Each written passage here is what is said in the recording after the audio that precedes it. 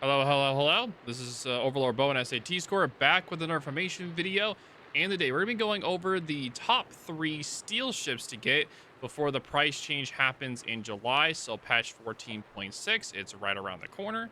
So we're going to be going over the top 3 steel ships that are going to be the most affected by the price change, and that is the most important to get. And then we'll have 2 honorable mentions. So going off of the bat at number 1, it is going to be the legendary underpowered Ragnar.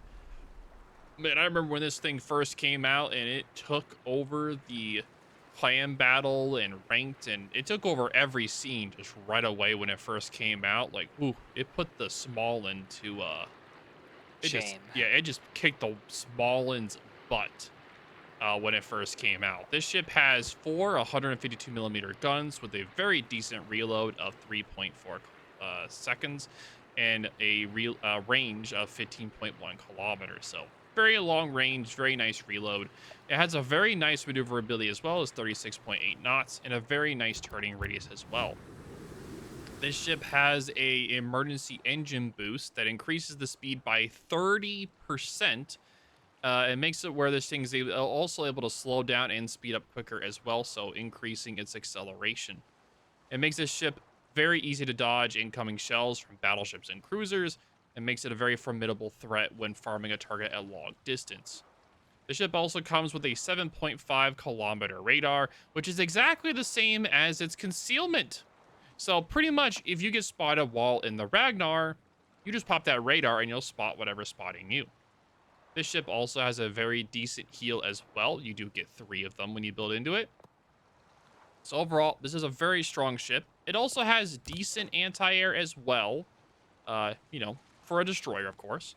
And the depth charges do go off the bow. It has those hedgehogs, which is also nice as well. But overall, the Ragnar is proving that it's a underpowered ship by the fact that it's getting nerfed even more by being its price increase. And I'll let SAT score explain the meme and the price change. First, I'll explain the price change though. So Ragnar sits at 27,000 steel right now, Mm-hmm. but after the price increase, it's going up to 30,100, the new standard one. So the price increase is 15%, increase of 4,000 steel. As for why Ragnar is underpowered is a meme, it's because some guy on Reddit a while back did a quote unquote thorough analysis and he was trying to prove destroyers were in fact underpowered. And he used Ragnar as an example, just having no guns, no torpedoes, split turrets, terrible firepower. So yeah, he did not understand the lot. He did not understand the purpose behind destroyer gameplay, and so people kind of make fun out of him, and thus the Ragnar is inherently underpowered became a meme. Mm-hmm. Of course, in game, she's actually pretty strong for a destroyer. Uh, with that 7.5 concealment and matching radar range, any destroyer that walks into her gets hurt really badly. And with her increased accuracy, Mm-hmm. i.e., the same as Elbing, like she can put rounds on target very easily.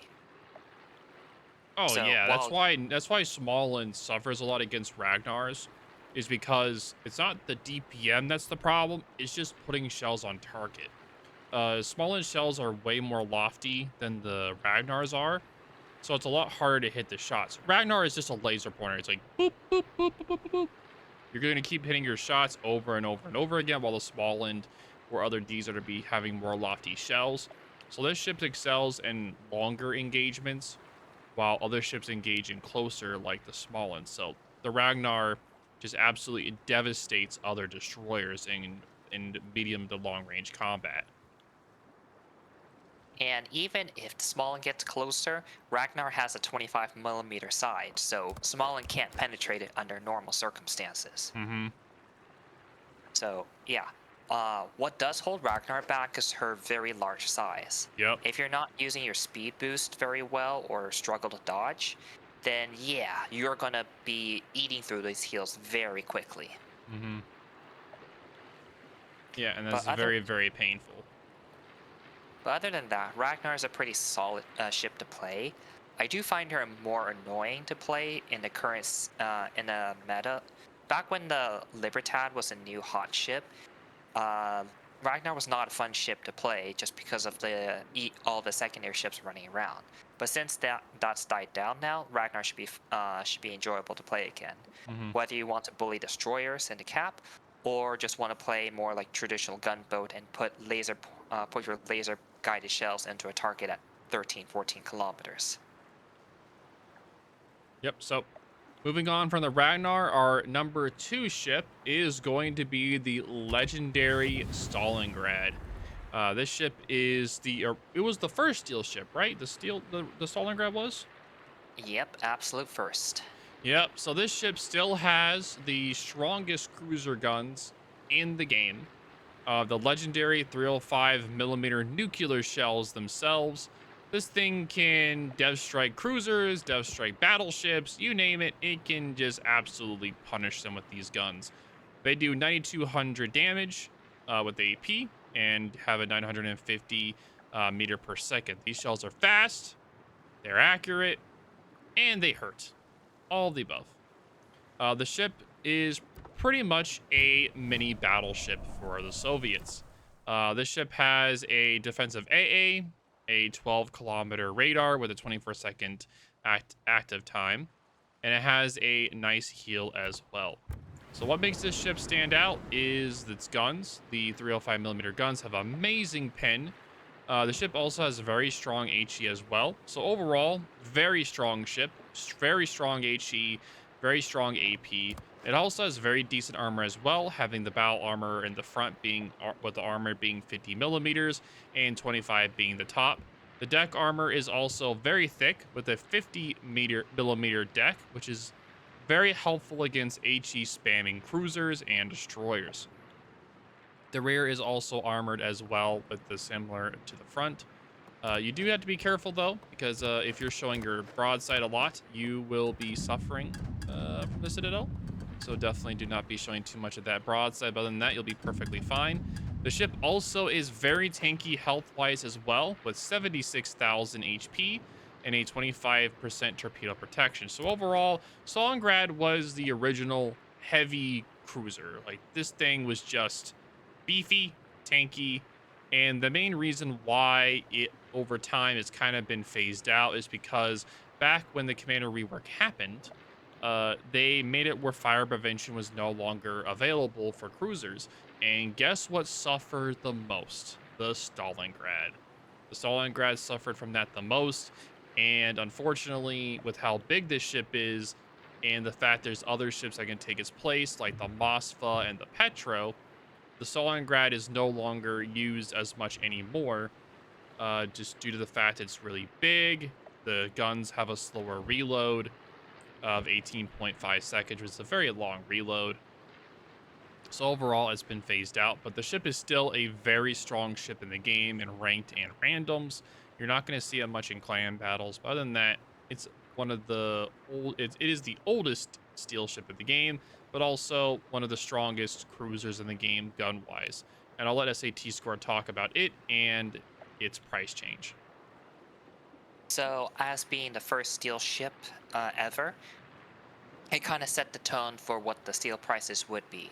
It is on the cheaper end though, at 28,000. Yeah, 28,000 steel. So with the price increase, it will go up to 31,000 for a total change of 3,000 steel, or a Hmm. 10% increase. So that may not sound like much, but this is steel, and for many players, it is a hard resource to farm. So even a small change like 3,000 steel is could be like a month or two of extra grinding. Hmm. As for why you should get Stalingrad, it's literally you put battleship shells into a pretty good cruiser hull. So, with the battleship guns, you can citadel battleships at like mid-range, 12, 14 kilometers, even out to like near max range against weaker armor battleships, which is which was unheard of at that time. So we do have Petro that can do that now, but for a long time, Stalingrad was one of the few ships that could citadel battleships at like battleship type ranges. The defensively though, it is not as good as it used to be. It does have a huge HP pool, but the fact that you don't get fire prevention, you get 60-second fires, and your broadside armor is pretty weak. So you have to play it pretty carefully. So these changes is kind of what made Stalingrad fall out of favor in clan battles. It's just not strong enough to justify trying to take her into clan battles. It's still worth consideration if you want something that can crossfire in a one battleship match. But otherwise, like it's an option. It's a viable option, but usually teams will run something else. In randoms, though, Stalingrad is still pretty powerful. If you just want to take a battleship, but you also want some utility on top of it, her 12-kilometer radar is quite good. Like you can still nail destroyers with her guns. And if you run into something like a Minotaur who thinks he can just hide and smoke for free, well, you just gonna just chalk up your next depth strike. Easy. So it's a pretty fun ship, and if you want like a if you want to play a battleship in a cruiser slot, then I would recommend getting Stalingrad right now. All right, so moving on from number two, we're going to be moving on to our two honorable mentions, moving on to our number three. Before we do, let me know in the comments what you guys think of this list so far and what you guys think are steel ships that are worth getting before the price change. But without further ado, we're going to be going over these two honorable mentions really quick. And these honorable mentions are on here only because they're only honorable mentions because the price change is so small that it doesn't matter too much. So that's why they're honorable mentions. But we still just wanted to mention them anyway. So the first one is going to be the legendary cruiser Ragnar, the Savea. So the Savea has guns that are very similar to the Ragnar, with a 4-second reload and a 15.2-kilometer range. The ship also has 8 torpedoes, 4 on each side, with 13.5-kilometer range. So this ship already has a lot of versatility right off the bat. The ship also has very nice anti-air for the tier, which is also really nice, and its maneuverability is really nice as well as having a very strong concealment for a tier 10 cruiser of being 9.3 kilometers. So having all this, we go into the equipment. This ship has a heel. It has a short burst smoke. It then has a 9-kilometer radar. It then also has a emergency engine boost. This ship has a ton of utility, a ton of firepower, and a lot of versatility and maneuverability overall. So this ship is very strong in clan battles, ranked, randoms, you name it. It's very strong. We've seen a lot of gameplay of this in COTS, where a Savea and a Gdansk will be teamed together, where they'll be taking turns smoking up, or one will be spotting, one will be shooting, one will be smoking up, and the other one will be spotting, so on and so forth, switching roles back and forth. And having that 9-kilometer radar on both of the Gdansk and the Savea, and since they have such a quick cooldown on that radar, they pretty much permanently lock down a cap. So that's why Savea is very strong in clan battles and randoms and ranked. Overall, the Gdansk and Savea combo, when the pair is working really well together, is pretty much a very unstoppable force, and it takes so much time and effort to actually shove them out of an area. So much. That's why the Savea is on this list as an honorable mention, just because it is such a strong steel ship that even though the price increase is very small, it's still really worth getting in the current clan battle season. And I'll let SAT Score talk about the Savea before we talk about our second honorable mention. Well, Savannah is a pretty strong clan battleship, but that being said, I haven't seen many surveyors in this season just yet, but that might change depending on how the restrictions change.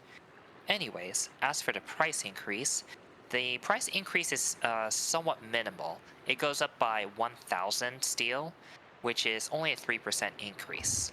Granted, that could still mean like another week or two of extra grinding, depending on if you're able to play clan battles or have to get it through a ranked. Hmm.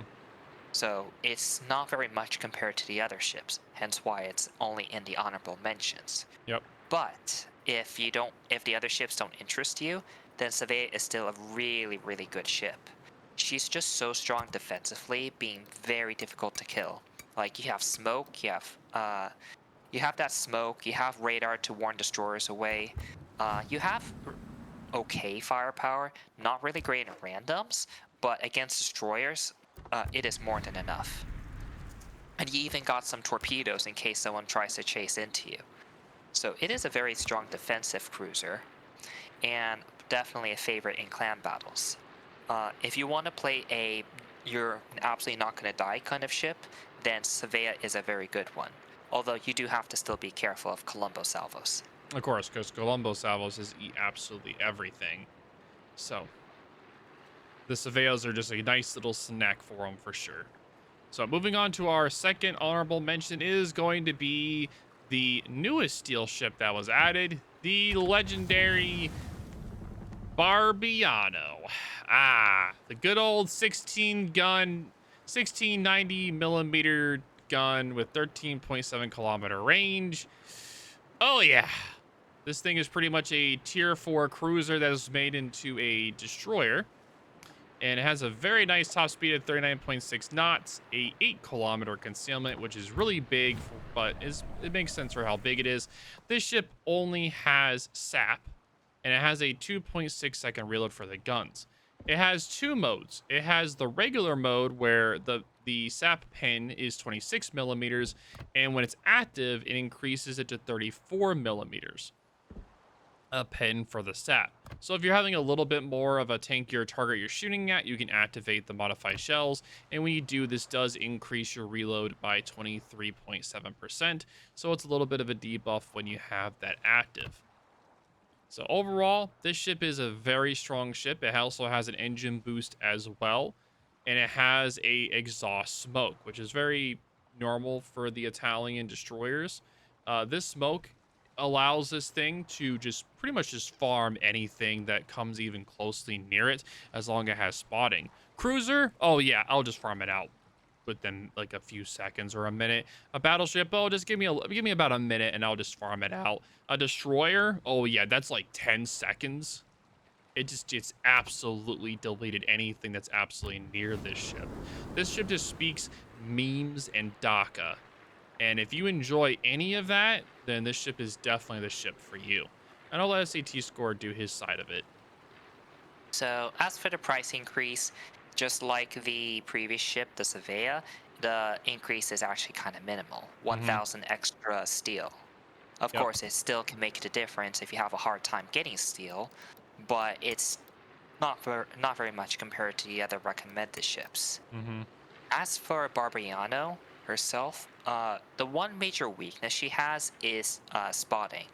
If you're not playing at a div, then spotting can be very spotty, very unreliable at times. Oh yeah, So if 100%. that Shimakaze that you're trying to support decides to suicide into the enemy team at 2 minutes, then that means you're the one that has to do the spotting.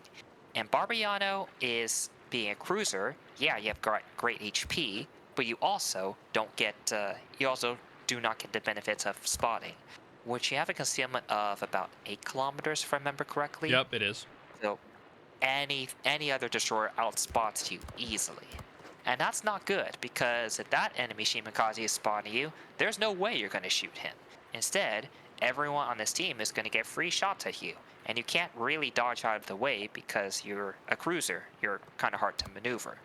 So either you blow your smoke and and minimize damage, or hope for the best as you try to speed away. This ship Neither of these is good. This ship also has the benefit of Cincinnati if you do have this legendary captain. When you are firing your guns, pretty much, if you get 100 shell hits, you get a consumable bonus of 10% action time, which is very easy to get in this ship. just due to how many guns there are. So when you're farming a target, within the first a minute of firing at someone, you're going to get your smoke even longer, which allows you to get this smoke to, if you build it all the way and you have the 10% bonus, it gets to smoke to about 106, sorry, not 100, 66 seconds, which is about a minute and 6 seconds, which is a very long time to be able to be in smoke farming. So if you have someone spotting for you, you are going to be putting a world of hurt every time you activate that smoke, and people will fear seeing that really angry puff cloud of just red shell tracers just coming at you or coming at them. And it's really funny to watch as well. So overall, Farmio is a lot of fun. Highly recommend to get. But moving on from that, we have our final ship for the top three.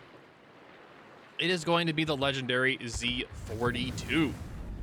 This was this should be like called the first versatile German destroyer, right? It's pretty much a really strong, versatile German destroyer. Do you think that's a good way to call it? Yeah, you can think of it as the gunboat version of Z52. Yeah. Okay. So the gunboat version of it. Okay. So this ship has really good guns. Has 10 105 millimeter guns with a 4-second reload. It has decent HE, but its real strength is that AP. Is there so special with the AP SAT, or is it just because it's small caliber? It's pretty small caliber, so not having much pen and velocity in the first place works to its advantage, as you can just as it rarely overpens destroyers. Okay, I just want to make sure of that. The torpedoes also, you get 8 of them with a 10-kilometer range. The ship is also very mobile with a 38.3 knots max speed, with a very nice turning radius and rudder shift. Concealment is also very strong as well, with a 6.2-kilometer concealment, which is very strong. And you get that combined with a 6-kilometer hydro, pretty much means if something spots you, there's a 0.2-kilometer difference before you'll spot them with your hydro. So pretty much as you're moving in, you're pushing into a flank, you then get spotted. You pop that hydro, and then within a few seconds, you'll spot whoever's spotting you, and then you can start gunning it down. The ship also comes with an 8% engine boost, which is really nice as well for its max speed, and it also gets a short burst smokes generator, which is the first for the German destroyers. This allows it to enter and exit engagements really easily, like the British destroyers. So allows it to, oh, say you get spotted by a destroyer and you perma spot out the hydro. You pop your smoke, so you're able to go dark and you start farming in smoke. And then after you kill off the destroyer, you can then leave. And if there's any torpedoes coming, you got that hydro and you'll be able to spot the torpedoes coming at you. So overall, this ship is a very strong anti-destroyer uh, German destroyer. Very strong overall, and is a very fun to play as well. So I'll let SAT Score explain this final ship on the list. So it is a pretty significant price increase for the Z42 as well. It goes from 27,000 steel up to 31, which is an extra 4,000 steel or 15% increase. Yeah, that's a lot. So, oh yeah. So it is, if you played the Z52, then the 42 is kind of like a side upgrade in a sense. You get small caliber guns, but they fire faster, and the AP does a little bit more damage overall. Hmm. You still get that 6 kilometer hydro, but you get short burst smokes like the not the US, the RN destroyer, like Daring. Hmm. So what you could do is you bump into destroyer with the 6 kilometer hydro, you smoke up, you pelt him until he gets out of range, then you just run out, and boom, you're unspotted again because of your short smoke. And if you need to, you can just take the engagement again in like 30 seconds because your smoke will be back up. So yeah, not only is it good at with a hydro combo, but if you get a strong AP salvo into a destroyer, you can knock 7k off of him, no problem. Yeah, it is absolutely insane how much damage those guns do. Hmm. It has, granted, he does have to be in that narrow range of being broadside, but it is well worth it. The HE DPM is no slouch either. It's not the greatest, but it is enough in case the enemy decides to angle, Hmm. because no one wants to take a AP salvo from you. But yep. As for her torpedoes, it's a little bit on the weaker side, but still pretty respectable. And the guns, against larger ships, they're okay. The AP starts to struggle because of its low penetration, but you should be aiming for superstructure anyways. And the HE can start fires and hit angled enemies if necessary. So she's a pretty strong gunboat. Requires a little bit to getting used to because of her different guns, Yep. but she's a pretty powerful side grade, I think. Oh yeah, 100%. But yep, that is going to be it for today's video. The next video we'll be doing is going to be on the research bureau ships you should get before the changes happen. So we'll see you guys in the next video.